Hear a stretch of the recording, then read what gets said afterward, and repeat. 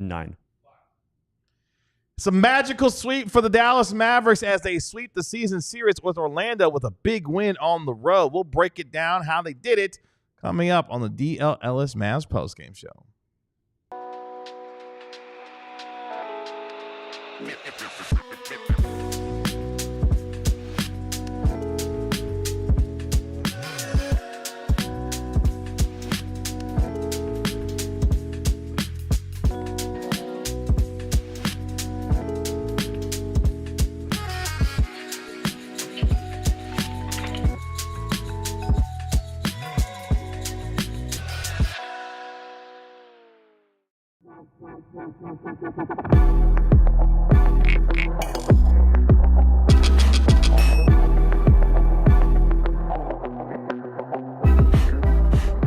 Hey, what's up, DLLS Mavs Nation? It's your man, Kevin Gray, alongside Mavericks beat writer Tim Cato, Mavericks analyst Bobby Curler. We, of course, are DLLS Mavs, your favorite guys, covering your favorite team every single game night.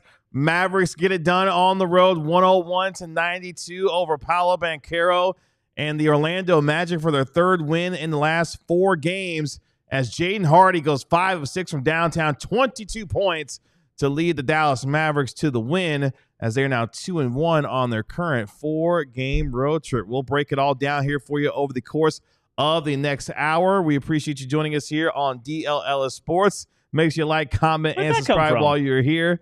And you can also download and subscribe to our podcast. Search DLLS Mavs wherever you get your podcast for free. Give it a 5-star rating and write a review for it while you're there. As we're going to be enjoying some nice food and some drinks, courtesy of Happiest Hour, which we'll talk about a little bit later on in the show, because we're going to celebrate with you here on the postgame show as the Mavericks get it done. Anthony Davis was back for his second game after missing the last 18 with his adductor strain. He was able to contribute, gentlemen, as the Mavericks, pending the outcome of tonight's game. If the Kings lose to the Portland Trailblazers, not only did your Mavericks go from 11th to 10th, they are currently 9th in the Western Conference play-in standings right now, which means if the season ended today, stop the count. If it ended today, that means the Mavericks would be hosting the 9-10 play-in game at season's end.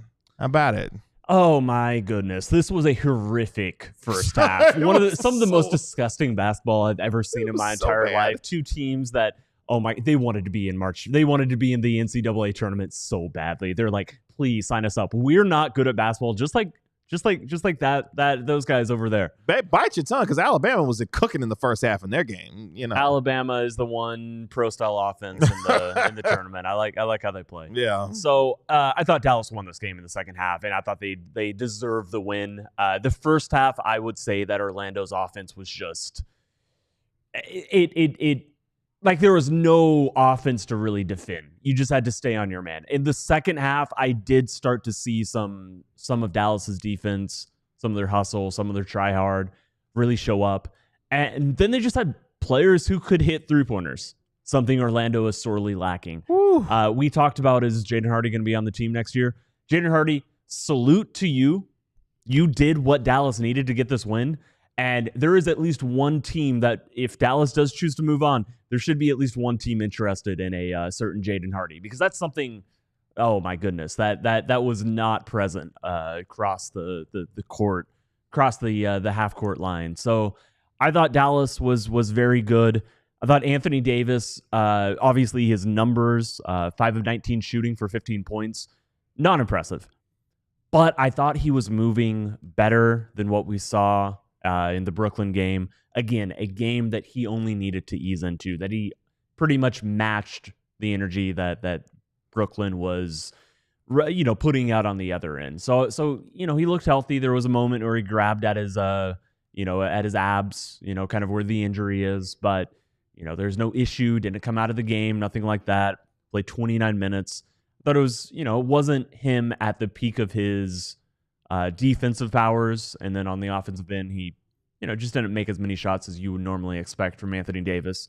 Certainly a top 10 player in the NBA, but I thought physically he looked like he was getting back to where he needed to go, even if the stat line in the box score didn't show up. But impressive win from Dallas. Oh, I don't know what I'm responding. I don't know what I'm responding to. This game goes out to all the sickos. It was ugly. There wasn't a lot of good playmaking. There wasn't a lot of good shooting. But hey, Mavs got it done. A very tough win in a very tough environment. Before the game, we were worried about Orlando's level of physicality, going at the rim, going at AD, and very early on, Kai Jones gets hurt. Davis is on a minutes restriction. And so you're thinking, all right, this could shape up to be a really, really tough night for the Mavs defensively in terms of size, rim presence at both ends of the floor, rebounding, athleticism, all that stuff. But Paolo was in foul trouble, took him a while to get going, and nobody on Orlando could make a shot outside of like 5 feet. So Mavs get a win. If you watched it, you believed it. You were there. This game was not for the faint of heart. So congratulations for making it out on the other side, and this one is for you. Yeah, because the basketball offensively left a lot to be desired. In fact, the Orlando Magic in the fourth quarter alone went 0 of 10 from downtown. The shooting was not pretty on either side in tonight's game, but the Mavericks now improved to 36-38 on the year. They are now, of course, 16-22 on the road. The Mavericks had 5 guys in double figures, as we mentioned, led by Jaden Hardy with the 22 points that he had, going 5 of 6 from downtown. Anthony Davis had 15 points. Brandon Williams, which we'll talk about a little bit more later on in the show as well, he had 14 points, continues to show the impressive game after what was a tough first quarter, really bounced back and played well throughout the rest of the game. Brandon Williams had 14 points, as he is now down to, we'll update the counter a little bit later on. But one game left on the two-way contract for Brandon Williams, and he will be finishing that up here within the next few games. Klay Thompson, Max Christie each had 12 points in this game for Dallas. Meanwhile, for the Orlando Magic, Paolo Banchero led the way with 35 points, as the Magic had 4 guys in double figures. Bobby mentioned it when it came to the Mavericks front court. Kai Jones had to lead this game in the first quarter after landing on his tailbone. It was officially listed as a left hip contusion that he suffered in what was a really couple of impressive plays. He had the block on one end on Franz Wagner, then went down in transition, caught an alley-oop, was unable to catch his fall, and landed pretty hard, and it was deemed a left hip contusion. And he left the game from there. So the Mavericks front line was severely shortened once again as they came into the game with 10 healthy players, finished the game with 9. Caleb Martin was able to play. He had a 10 to 15-minute restriction tonight, and he played his minutes as well. So the Mavericks, as we mentioned, pending the outcome of the Blazers-Kings game, go to the 9th position by virtue of now being 36-38. Phoenix lost last night in their finale of their 5-game homestand, getting blown out by the Celtics. And going into this weekend, they've got Chicago on Saturday before they come home on Monday against the Brooklyn Nets, Tim, and they find themselves right now firmly in the play-in spot as far as the 9-10 game is concerned. And I'm sure for this group, finding a little bit of momentum now, having won 3 of their last 4 games at this point. Yeah, and you have to hand it to this team. Coming into the season, nobody thought Dallas was going to be a play-in team. So for them to fight and make it all the way up to the 9th seed, that's right. It's just it just speaks to the. No, I mean it's look, this is not the season. This is going to go down as one of the most unforgettable seasons of NBA basketball that has ever been played in these parts or maybe elsewhere. Truly, just cursed or something. But for Dallas to keep fighting, for Dallas to be the team that they've been, there's moments where Orlando looked like they're going to pull away with this. Turns out they do not have an offense that can pull away with this. But again, I thought Dallas and their defense and their effort in the second half won them this game. I don't, you can chalk away the first half, and Orlando scored 50. They led by 8 going into halftime, but I didn't think, I thought it was fortunate that they scored 50 points, and a lot of times it was just shooting themselves in the foot, But Dallas limited them to 42 in the second half, and it wasn't that Anthony Davis was out there making splash plays. He wasn't, just a demon, protecting the rim, throwing shots left and right. But he does have a presence, the same, not dissimilar to Klay Thompson on the offensive end. It doesn't matter if he's tallying up a bunch of threes. You're still going to guard him, still going to matter. And the same really does go for, as we have a interloper on set, John Anderson. Oh my God, is that Wait, a Red Sox hat? Is this? Do we know who this is? Do we have security? Dude, get this guy off. Security? He's coming to take all of our jalapeno poppers, and he's running away. Oh my God. Wow. Big dub. Oh my God. I about honestly, you know what that inspired me to do? Have a jalapeno popper. So you can do take it it from here, Bobby. Do it. Go get some. Yeah, listen, there's an ongoing discussion in the chat right now about Brandon Williams and Jaden Hardy because, Brandon Williams has mostly been up lately. Jaden Hardy's been pretty inconsistent, but then Hardy has a game like he does tonight, and it's like, you see him go 7 of 12 today. His last game, he was 7 of 9. Granted, it was against the Knicks in a game that they were down big, and you're like, you see the vision, right? Hardy can get so hot. His jumper can be 40 to 45% three-point shooter, catch and shoot guy that can create off the dribble, get to the rim and finish, and shows some playmaking upside. And then the game before that, he's 2 for 7. Game before that, he's 0 for 5. Then he's 8 for 13, 3 for 6, 6 for 10, 0 for 2, 0 for 8. Like he has these wild swings. Mm-hmm. And Brandon Williams, same thing. Brandon Williams, the last couple games, 6 of 10, 7 of 11, 6 for 10. Before that, how about 2 for 9? How about 3 for 8?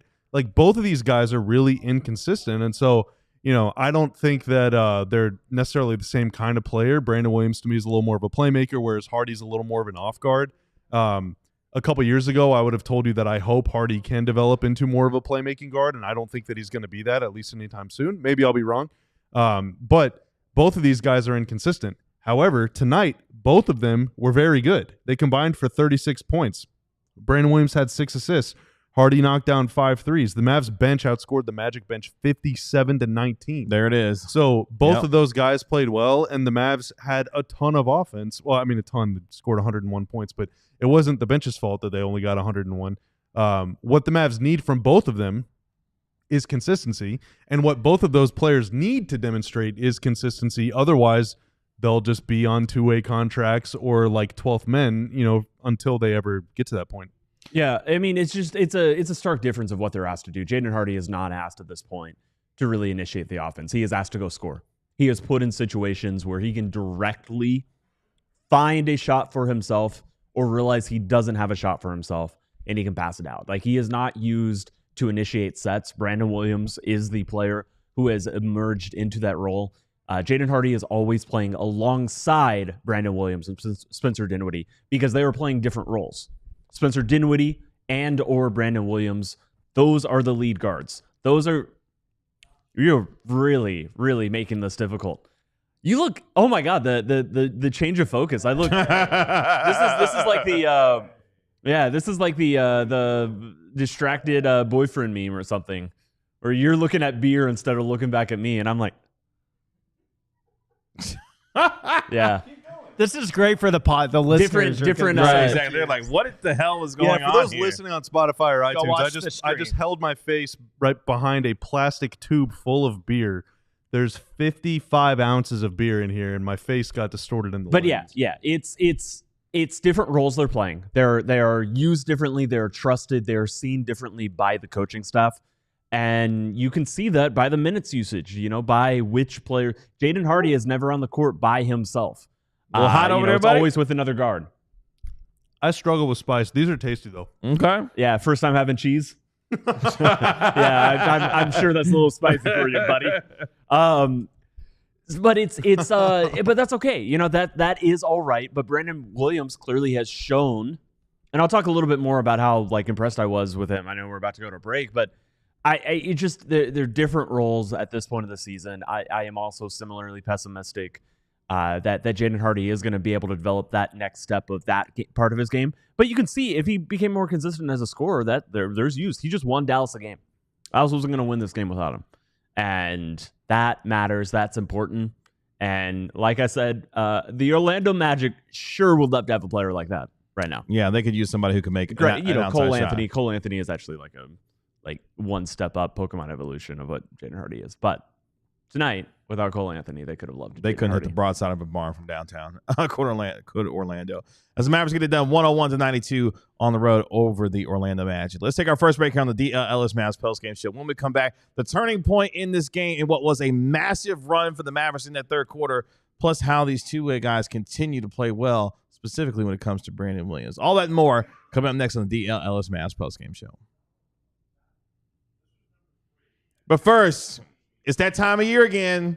You got to pay your property tax. You find out what your home's value is. You get that dreaded letter in the mail from your county and say, hey, your home is worth a lot more. That means you got to pay a lot more in property tax. Ownwell wants to help you with that. Owning property can be tough. I own a home, and I got that letter in the mail, so I know what it is when I have to pay that property tax, and Ownwell is going to help me do it this year. Ownwell has handled everything from start to finish for you as well, and they deliver top results with no upfront costs, and you only pay if you save. 86% of Ownwell's customers receive a reduction with an average customer savings of over $1,100, which can help you out, get you some of this food that we got right here on set that Tim is crushing as I'm doing this particular read.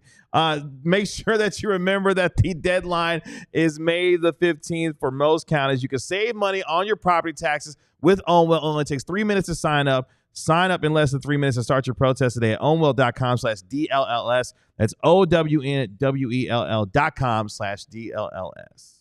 So what we have in front of us, gentlemen, we got some Papa Shop poppers, we got a barrel of pickles, and we got a giant, I don't even know what you would call this.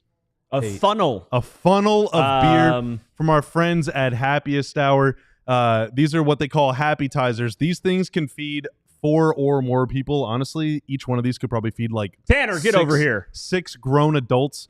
They had so much stuff to choose from, and the reason that they're supporting us right now is it's March. 4 people. It's the dance. 4. There's games going on. There's games happening right now. It's games happening all weekend, both in the men's and the women's tournament. On April 7th, they're having their championship game watch party. They're going to be giving away stuff all night, including some DLLS gear and a grand prize to one very special winner. So definitely go to Happiest Hour on April 7th, or hey, if you're ever going to the game, Mavs game, Stars game, doesn't matter. Hit up Happiest Hour before or after. Have some delicious food and drinks like we're enjoying on the set tonight. I'm going to grab one more.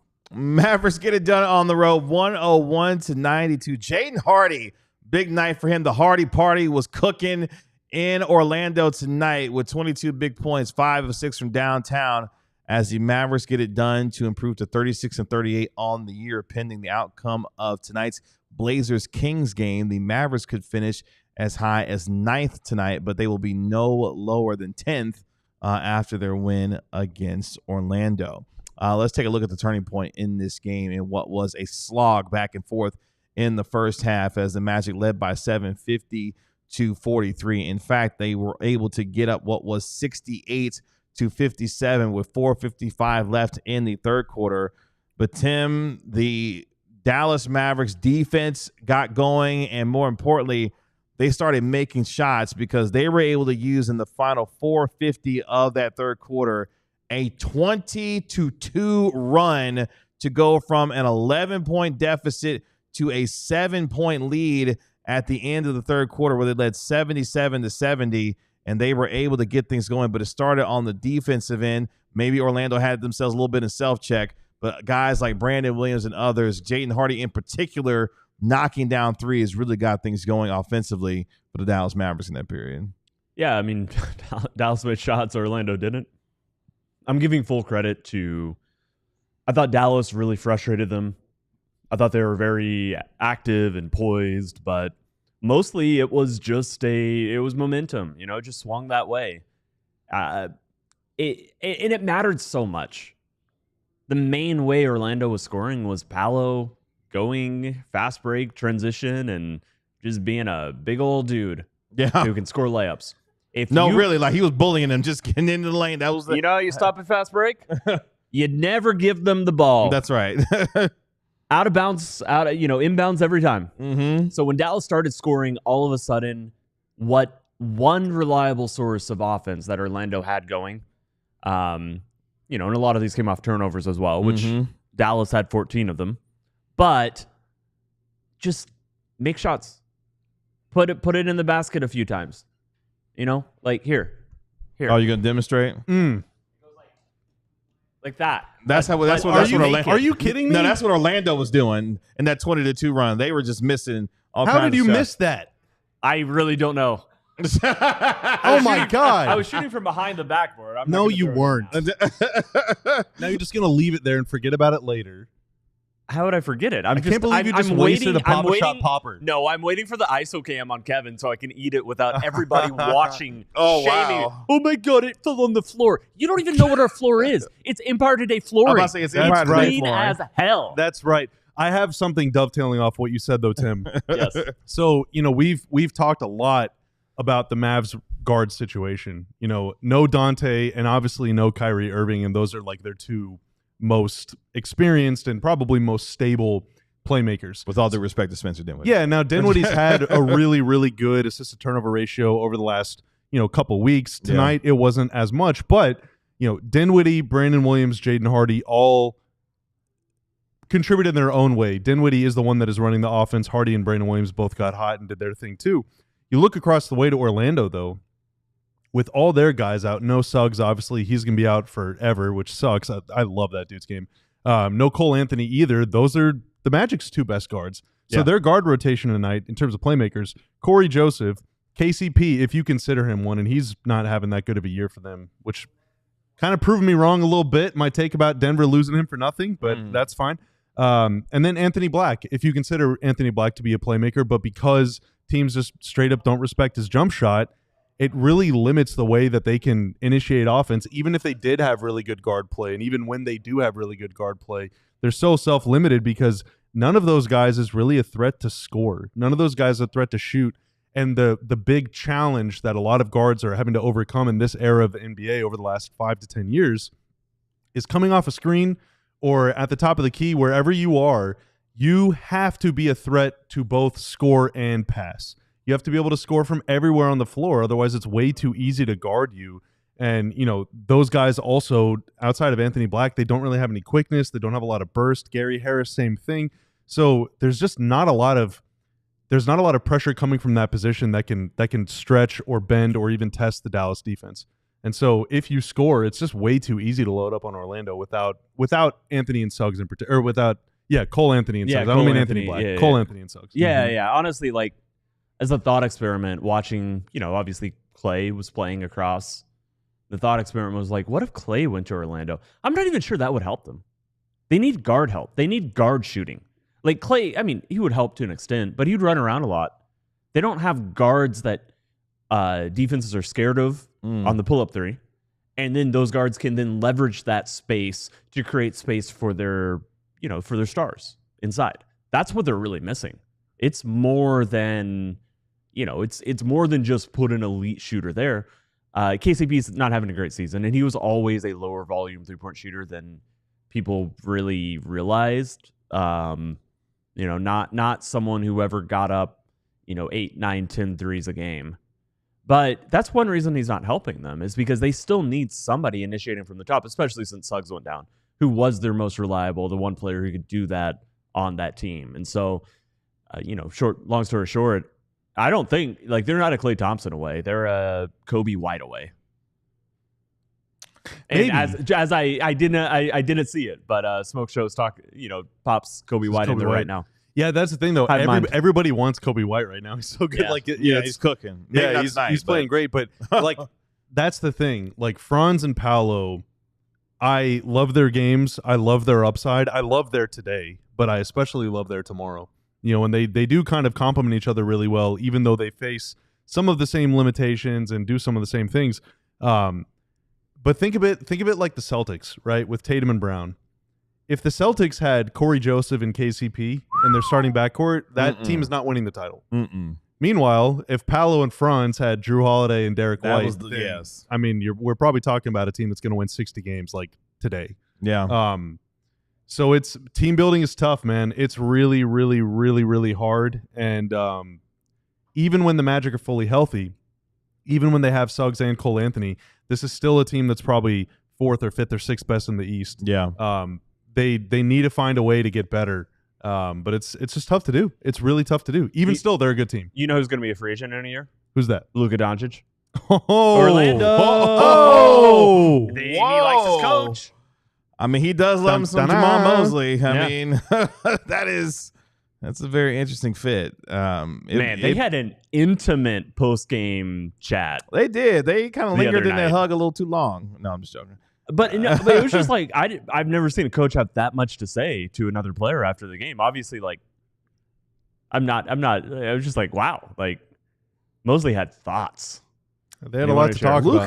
Luka's had a pretty busy last couple months. He would be a pretty dynamic fit in Orlando because all the spacing and wide open looks that they would get, but he has so much gravity that he pulls that all these guys, because it felt like Orlando's offense, everything is hard for them offensively. You know, with no Anthony, no Suggs, Banchero was laboring for everything that he got. Wagner was laboring for everything that he got. It just felt really difficult for them. And I mean, give the Mavericks credit, you know, some of that defensively, but a lot of their offense just was like, oh my gosh, they had to take everything in them just to get, you know, some layups at times. I mean, Wendell Carter's 22% from 3 this year. Yeah, and he was taking, and like he took 4 of them. Yeah, he like, took 4. I was like, my guy. Franz Paolo, Wendell go 2 of 14. So he raised his 3-point average. Yeah, going 1 of 4. Right, exactly. Yeah, 2 for 14 combined, man. Dallas.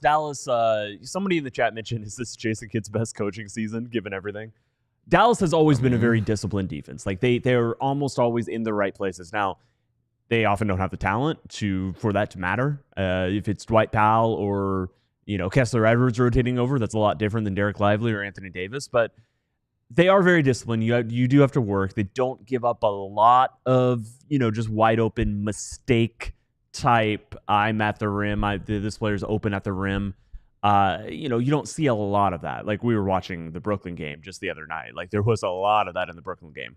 Dallas is more disciplined than that.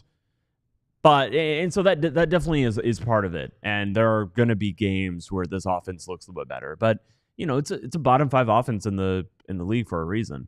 I know that you're trying to hype them up, that they've been a little bit better over the past couple of weeks. Since Franz Wagner got back, I believe January 23rd, 4th worst offense. Yeah. So yes, they've been a bit better. Which coincides with Suggs getting hurt too. I mean, it's just been such a disgusting. It's brutal. I do think those 3 together, you know, those are the 3 core pieces of their team.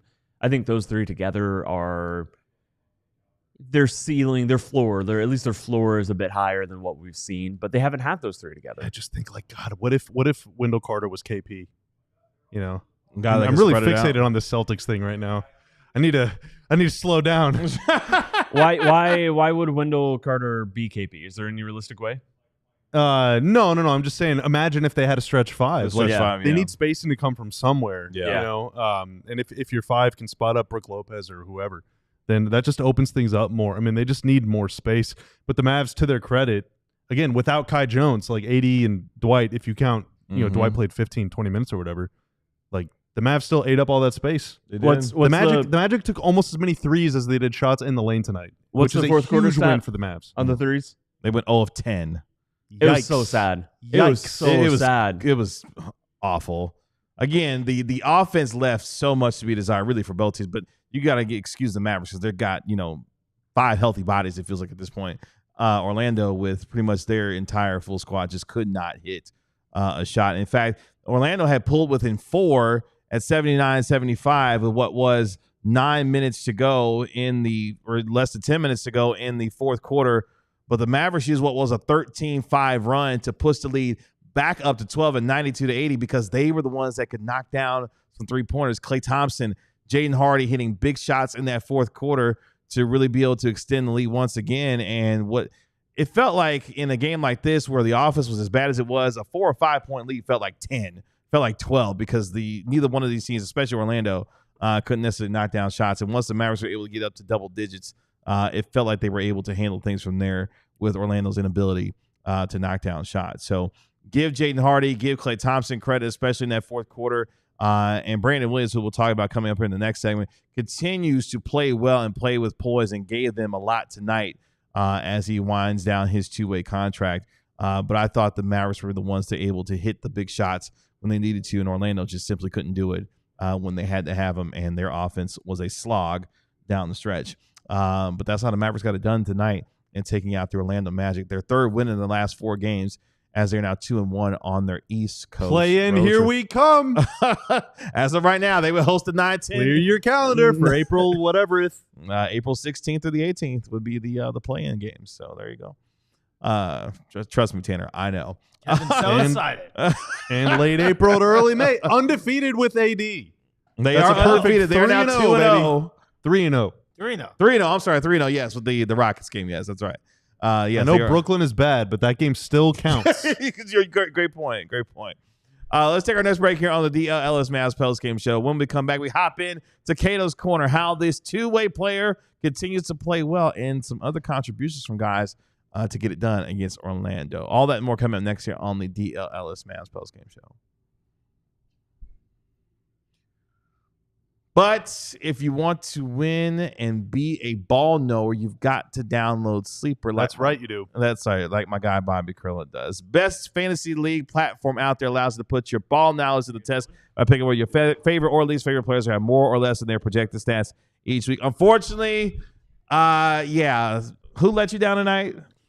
Najee Marshall, you and I, we're not friends right now. Yeah, he came crashing all the way back down to earth after his 38-point game against the Knicks. My man had 6 points tonight against the Orlando Magic. So, unfortunately, my guy Bobby was not a winner. But Sleeper still keeps you in a loop with instant alerts and breaking news for major injuries, so you can stay ahead of the game and keep league updates in real time, so you're always ready to outsmart your friends. So, if you think you have what it takes, new users can download the Sleeper app and use code DLLS Mavs to get $55 off in free entries when you place a $5 contest. It doesn't have to be your first contest as well. Remember, terms and conditions apply. See Sleeper's terms of use for details, and they're currently operational in over 25 states, including Texas. Check out Sleeper today. The cells in our bodies are the building blocks of life. That's why Timeline is a supplement that works with those cells to help give you more energy, feel stronger during workouts, and preserve health and mobility as you start to age.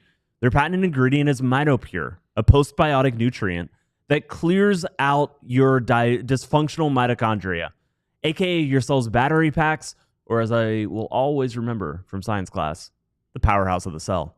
With regular use, you'll see and feel the difference in the form of improved energy levels, better workouts, faster recovery, more endurance, and so much more. It recharges your cells and helps your body's systems work better. So right now, Timeline is giving you 10% off your order of MitoPure. Go to timeline.com/DLLS today to get started. That's timeline.com/DLLS. Mavericks get it done on the road, 101-92 over the Orlando Magic. Now have won 3 out of their last 4 games as they continue to strive to get to the play-in. And yes, Dan, 1995, we are now the 9 seed. That is correct. Oh, no. Yeah, we'll come back to that. We'll come back to that in just a second. What are you doing, Tanner? But yes, we are currently the 9 seed. Tanner, I'm getting you this beer now. You haven't drank it yet. Pending the outcome of tonight's game between the Kings and the Blazers, the Mavericks could remain in 9th. If the Kings do win, the Mavericks would be back in 10th by virtue of the Kings having just a slightly, quote-unquote, better record than the Dallas Mavericks. But as Tanner put up the graphic, the two-way contract situation is such. Oh, my God. He's next. That's right. With 8 games left in the regular season, Brandon Williams, after tonight's strong game, now has 1 game remaining on his two-way contract. We have already said goodbye to Kessler Edwards in terms of his eligibility as far as being able to play games for the Dallas Mavericks. Brandon Williams, my friend, you are up next, but you had a big contribution tonight. Brandon Williams going what was 6 of 10 from the field, was a plus 21 with the 14 points that he had in the 27 minutes that he played. So acquitting himself well, but yes, as you're looking at the total number of games remaining on the two-way guys, Brandon Williams now down to 1 game with 8 games remaining. That's how we hop into Cato's Corner here on the DLLS Mavs post-game show. Brandon Williams' strong performance, helping lead a charge for a bench that was a plus 38 tonight, outscoring the Orlando Magic bench to get this done. Look, March is weird in the NBA. A lot of stuff can happen that you just kind of look at and you nod your head and you say, all right. Like the Indiana Pacers scoring 194 points. 162. 212 points. Close. 711 points. A lot of weird stuff happens. Quentin Grimes might average 30 for an entire month. A lot of weird stuff happens. But I thought that as a couple players have really shown out and impressed us throughout the past games and weeks. And I thought the two were Brandon Williams and Najee Marshall, pretty obviously. Shout out to Brandon Marshall. Brandon Marshall. What's he doing these days? Is he going to go sign with the Giants too? To go team up with Russell Wilson. Oh, yeah. You didn't know I had that type of ball knowledge, did you? You a ball knower. Look at you go. Yeah. That's good. That was a deep cut. That was good. So I thought that what Orlando provided was a reality check. Not that it diminished anything that those two players did before, but I thought this was a nice or a chance at a reality check. Just because, this is the second best defense in the NBA. They're missing one of their very key defenders in Suggs. And not everybody on the team, is a all-NBA level or all-defense level guy. But a lot of them are, like Orlando leans into the size. They lean into the physicality. And we saw it. We saw this was a very difficult defense to go up against. And I thought Brandon Williams passed. I had been waiting as Dallas played, crappy teams after tanking teams, after half-injured teams, like just over and over and over again. And Brandon Williams had been impressive throughout this entire stretch, and I wasn't discounting that, but I wanted to see how it looked. And what I thought was really telling is that there was a couple plays early in the first quarter where he looked shook.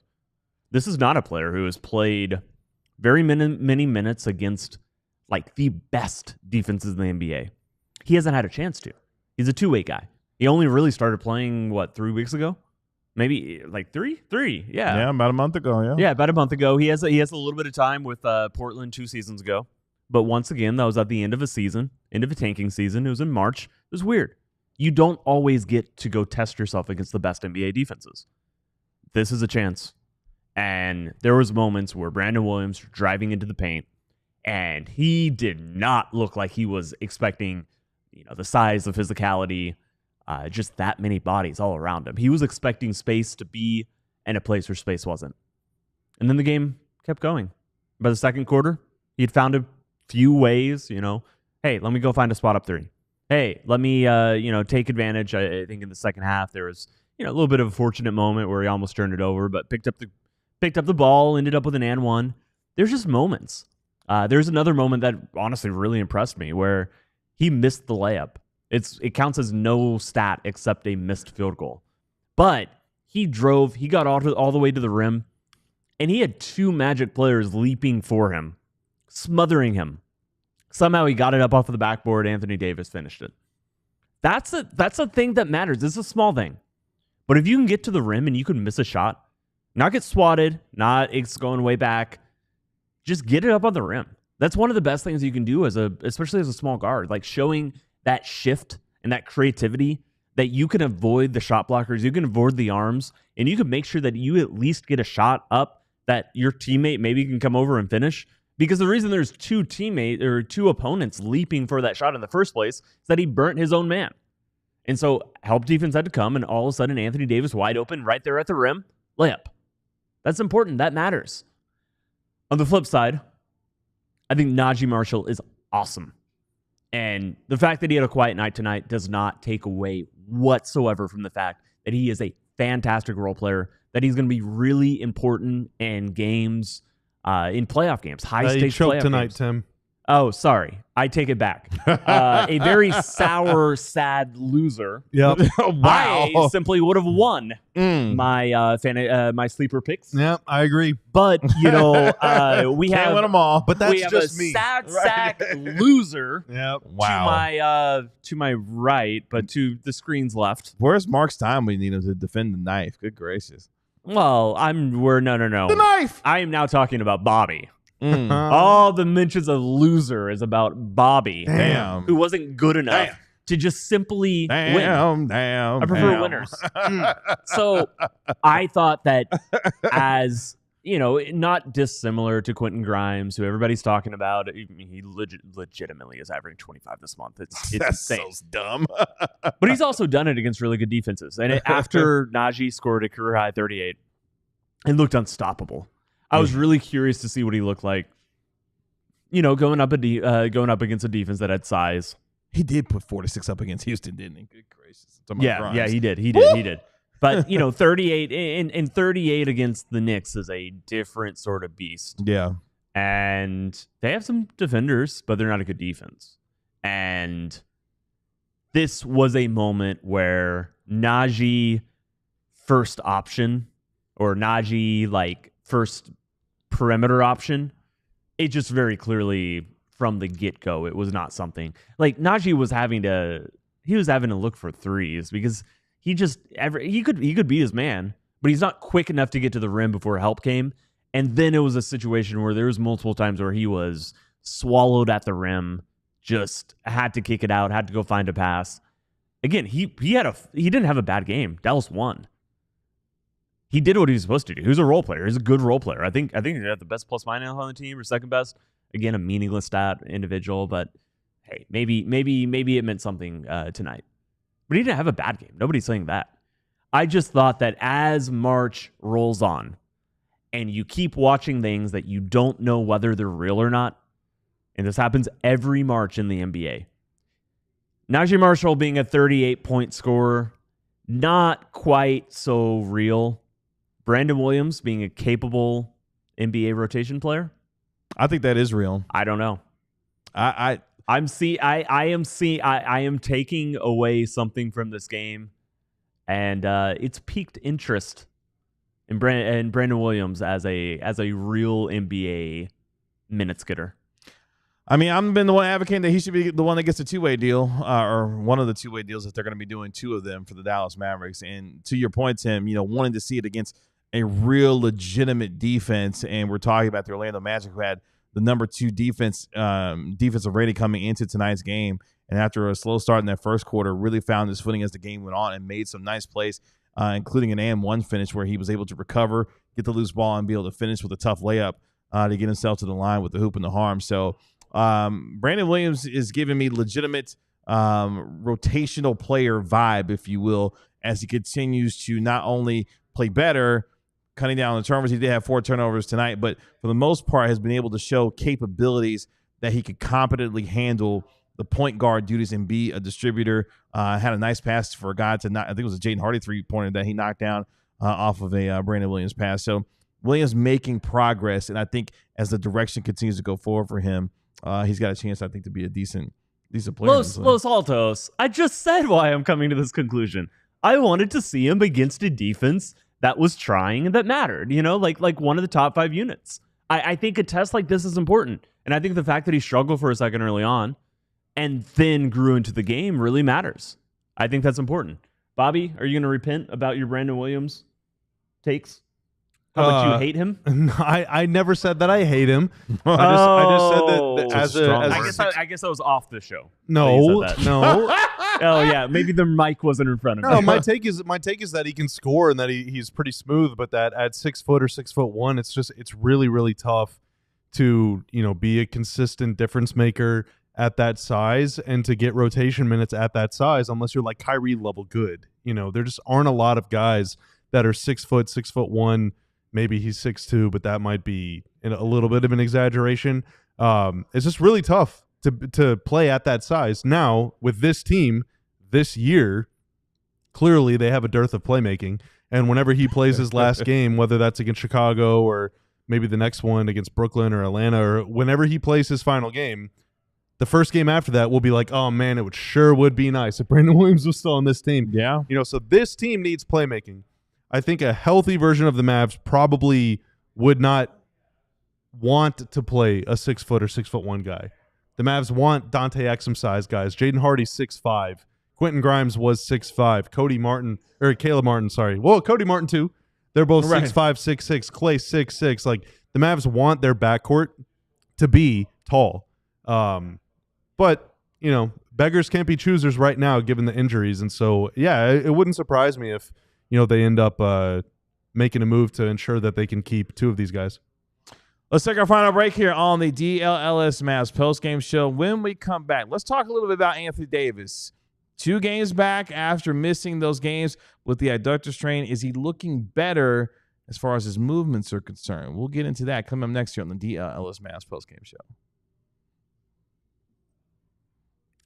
But first, time to talk about how to become a diehard. And I want to shout out the people that signed up to become a diehard just today.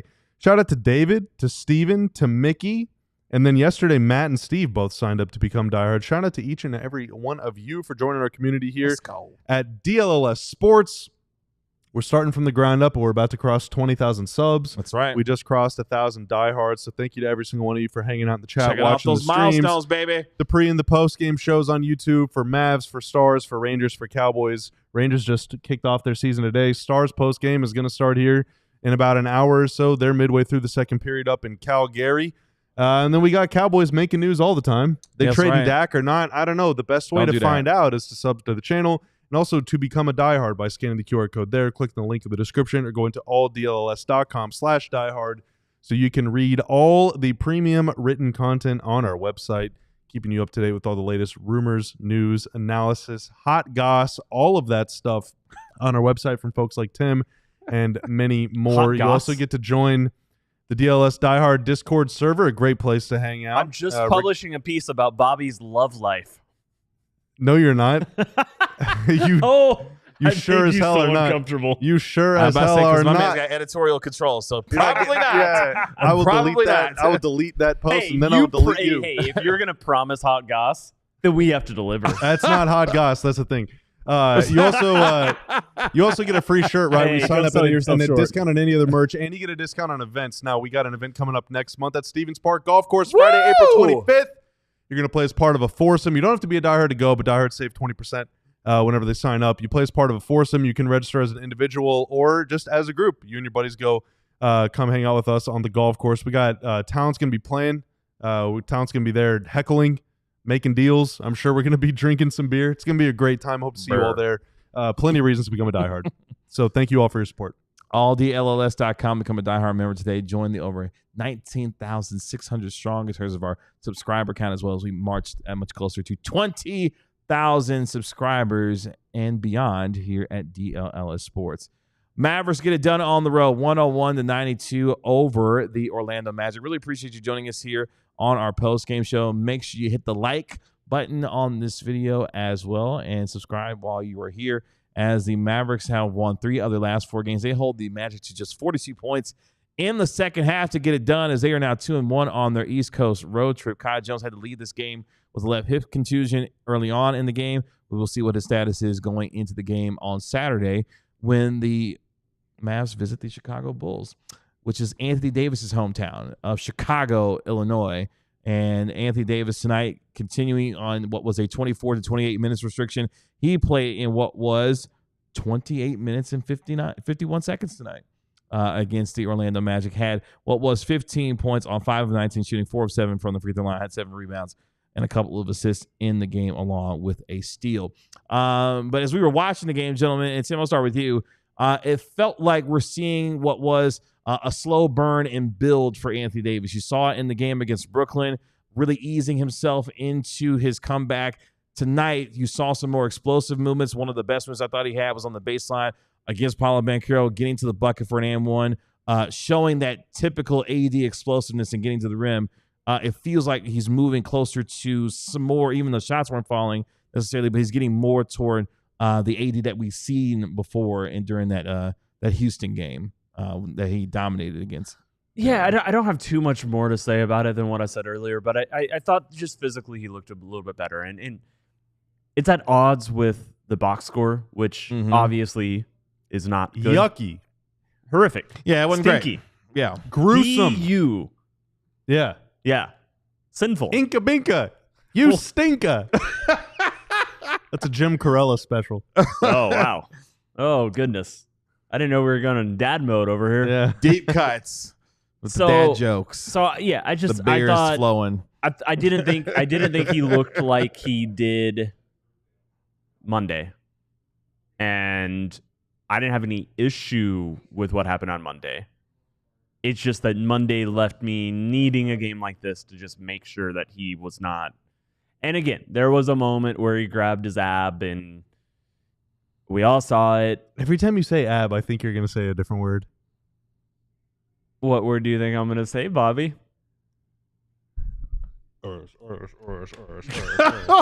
What? Okay. From a song. He's doing the Big Sean thing. Yeah. Yes, I know. Yes. Yeah. You The can just fact say that you covered ass. up your mouth. Yeah. it's Well, like- yeah, I wanted to have some fun with it. Yeah. Okay, I don't like that. Plus, we got 10 more minutes to kill. So. Yeah. By the way, people in the chat, like, give us questions. We're not gonna. This is not a topic. Well, I got an 80 take. Okay. I'm just saying this is not a 10 minutes more on it topic. Real quick, shout out to Nick Angstaff for pointing people to the direction of our podcast, apparently. Oh, thank you, Nick. As the gentleman, the handle I cannot. GAKUG Gakujin. Gakujin. You have to thank Nick Angstaff for my finding this podcast. Thanks, Nick. Good dude. Shout out to Good pod. to Locked On Mavs. Gakujin, I see you in here watching all the time. We appreciate you. Thanks. We appreciate you. Want to make sure we shout it out. Yeah, I'm not used to watching 7-footers go 5 for 19 or 6 for 19 or whatever AD was tonight. Yeah. A lot of his stuff comes from around the rim, but his jumper, in both games, You've seen a bad Dirk game. Sure, yeah. But AD made a couple jumpers against Brooklyn. It could be, if he's got an injury in his leg area, it could be it's just tough for him to get some lift. So, his stuff around the rim, he hasn't had any of those like monster jams or anything. It could be that the more he plays, the looser he'll get, the better he'll feel, the more explosive he'll become. Or it could be that, for the rest of the season, we might just see this kind of slightly maybe physically limited version of a great player. But, as more guys get healthy, and according to Mark Stein, those other two big dudes are potentially going to be on the court with the Mavs next week. That's what he said. Potentially, maybe, possibly, there is a chance. That is not a report. That is not fact. That is just, an optimistic, and one person's optimistic outlook. They don't need the AD to be super explosive jumper because they're about to get a couple guys back that can do that. Whenever Kai Jones is out there, he does that. They need AD. Maybe a little bit too much. Yeah. Let's tone down the lead. Yeah. Just You're only no trampolines. All right. But they need someone to put pressure on the rim. And then they also need someone to draw the defense's attention. And AD, no matter what form he's in, when that dude steps on the floor, he is always going to draw the defense's attention, which makes everyone else's jobs easier. That's the point of having a superstar. Their individual production you can usually rely on and count on to be pretty good. For him, 20-10 or better, 25-10 lifetime player. Let's go, Stars. Yeah, can we all watch this Giddey shot, Just apparently? Scored twice in 30 seconds. But anyway, Oh my gosh. they are, AD might really not happen? be a 25-10 guy every single night, but he's certainly going to be guarded like a guy that's 25-10 every single night. And that is what really matters if you're trying to, have a good, successful end of the season. Najee Marshall can't keep carrying the team on his back every night. Spencer Dinwiddie can't keep carrying the team on his back every night. When PJ gets back, he can't keep doing it. Let AD draw all the attention, all the pressure, and then let everybody else feast off the space that he creates. What were we all reacting to? Wait, hang on. Don't say it. I will show him when the video comes up. Yeah, because Hang on. Don't say anything. Well, folks in the chat are just Okay, don't read the chat. Well, I already did. There was an insane finish tonight in Chicago. Well, I haven't seen this either. Yeah. Oh, they got Struiced. Yeah, man. Yeah. They got Struiced. So check this out. The Lakers were up. By the way, an update on what happened with. Well, you always hold for the last shot, dude. The Lakers were up 115 to 110. The Bulls scored 6 points in 6 seconds. They knocked down 2 free throws, and then that happened. And so they got Struiced. It happens. And by the way, that's the second time in less than a week that the Bulls have knocked off the Lakers. The Lakers had a double-digit lead in that game. Dude, the West is wide open. I'm telling you. Dallas won the trade. It is a massive, massive bummer that the only way the Mavs can make the playoffs essentially is by facing OKC in the first round.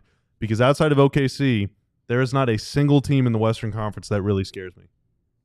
Oh, not even as a Mavs observer. Oh, just wow. in general, none of these teams are playing very good basketball right now. Like, who's in good form in the West? OKC. Yeah, the Blazers. Like no one is winning. So outside, so take away OKC, none of these teams, dude. No one is really clicking. Like nobody is clicking. Like the Grizzlies look. They're fighting each other. They're on the the fakest top 4 seed in. The Rockets can't decide. Do they want to be good or are they young? The Nuggets are. I'm not worried about the Nuggets in a playoff series. I mean, Clippers. Like I guess I'm kind of scared of the Warriors. Although the Warriors, without Steph, they've been losing quite a bit too. So nobody's. You got to looking. be careful saying stuff like that. Adam Mars is about to tank our engagement. I don't care. He's about to upload the worst shorts. No, you've ever Adam seen. will tell you himself. He The will Nuggets tell are you. not looking good right now. the Nuggets don't play a lick of very defense, unsteady. man. I think the two teams in the West outside of OKC that I would actually be the most frightened of are in the play-in right now: Golden State and Minnesota. Oh, okay. Not worried about the Rockets or the Nuggets or the Lakers or the Grizzlies or the Clippers at all. That's fair. Clip that. I mean, Clip that. Wait, I thought you're scared of the Clippers too? Hell no. You said clip okay, that. Okay, but real quick though, Kawhi is Was looking that like not like their catchphrase? Kawhi is looking like pre-injury I Kawhi actually kinda over like the the last couple Clippers. weeks. Like Kawhi, Not worried. You sure? Because James Harden's been balling. The Mavs wouldn't play them until the conference finals, so I'm not worried. Oh, you're not worried? I'm not worried. But yeah, that is an interesting develop though with the Clippers. So the Kawhi has definitely been looking like pre-injured Kawhi, which you never know how long it's going to necessarily last given his injury history. But if it does, then yeah, it's pretty crazy. But yeah, that finish in Chicago was nuts. Yeah, the Bulls scored 6 points in 6 seconds. Lakers hit a couple of free throws, and then yeah, man. And who do the Mavs play next? Chicago. Huh. In Chicago. Chicago's playing better than like any team in the West. That's right what we were talking now. about earlier in the pregame show. Like Chicago has been playing really well. That's as gonna of be a late. tough game for them. I mean, so I'm trying to think. Like Brandon Williams has 1 game left. They have to use it against the Bulls. They if, do have if to use they it want against the to Bulls, win. yeah. They have to use that game. Yeah. Because their next game is against Brooklyn. You should beat Brooklyn with anybody. After that, it's Atlanta. It sure would be nice to have Brandon Williams against a team that you might need to score to keep up with. Mm-hmm. But if you're trying to win the game against the Bulls, if you're trying to make the playoffs, you kind of have to use that game then. I mean, we said going into tonight that the Magic game tonight and the Bulls game in some ways are kind of must-win games if you're going to find yourself, because you have to finish. When you start looking at the standings as we finish up here, you have to finish ahead of either Sacramento or Phoenix with a better record in order for the Mavericks to get in to the play-in, because they do not own the tiebreaker over Phoenix or Sacramento as far as the playoffs are concerned. Even in a 3-way tie situation, the Mavericks are eliminated there. So they have to finish ahead of either Phoenix or Sacramento to get into the play-in. So, you got to win games like this against Orlando tonight, and then on Saturday when you take on Chicago. But Chicago's not playing like a team that's under 500 right now. So that's going to be a tough game on Saturday. But then, as Bobby mentioned, you come home against Brooklyn on Monday, and then you got Atlanta from there. Yeah. You start to figure some things out. Los Altos, good questions. Plenty of time for that in the future. I have some thoughts, but I haven't fully Wow, you fleshed said them out ask yet. us questions, and then now you're saying I'm not going to Well, answer. you guys yapped too much. Wow. Yeah. Wow. And then El Patel Wow. makes a very interesting point.